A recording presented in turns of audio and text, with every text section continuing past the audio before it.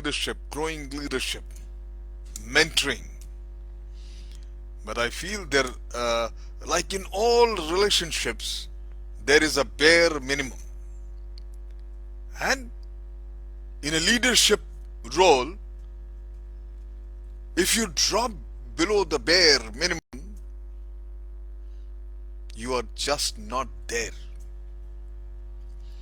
Well, you become just a liability. Setting the task and the team circles on one side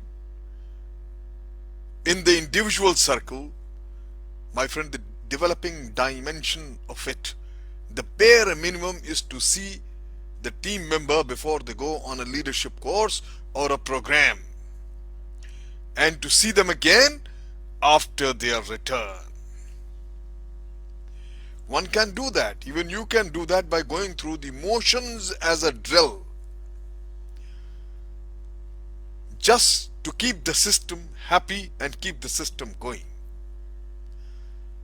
But I never and I don't advocate that. If you approach it as a leader, the picture soon begins to change and to come alive. I've spoken, and I've been talking about the apprenticeship method. This apprenticeship model, which I've been advocating, may start out as a teacher-learner one, but as it progresses, it becomes more a learner-learner one. The master craftsman is always open to learning, my friend, as the saying goes. Only the secure are humble. Insecure people can never be.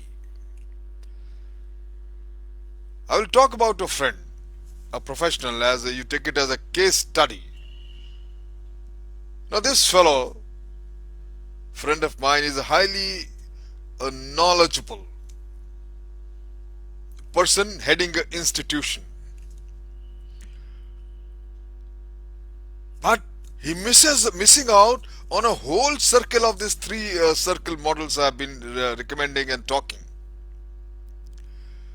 So there are a few lessons one I learned from his style of functioning, his mode of working from institution. That firstly, my friend is an operational lower level leader.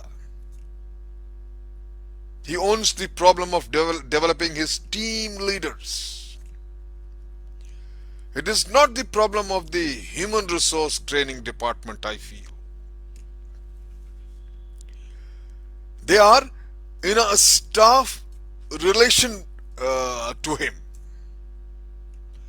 They're there to give specialist advice on, for example, what training is being given, what training courses one should send him regularly for the subordinates to learn and improve.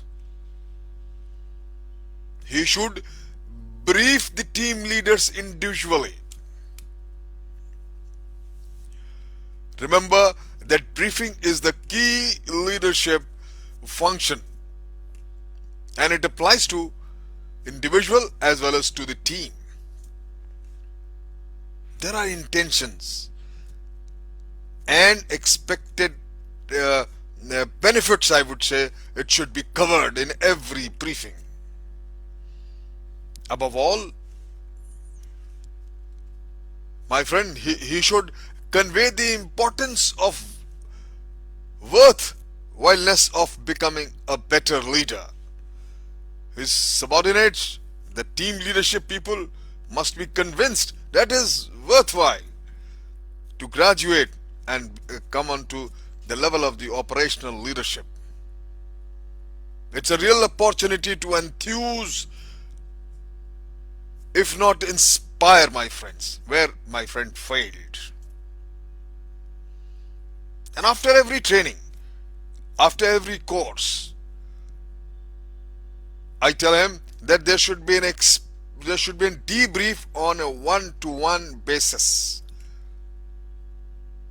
and it should cover some basic questions like what have you learnt? How do you intend you apply in your team context? How can I help you if you even after the attending the course or training? What wider lesson did you learn which might benefit the department or the entire organization or the company? And what more training do you need? Ask them. As a feedback format, these questions must be asked to get a real feedback on whether the training has been effective or not, and whether they are fit to be groomed into next level of leadership. And after giving little time, maybe let's say 2-3 months later, I keep telling he should check the progress and give some further encouragement for initial enthusiasm after the course or the training session is over. Because if this is not done, it soon fades if no more fuel is put into the fire. As simple as that. It's simply forgotten.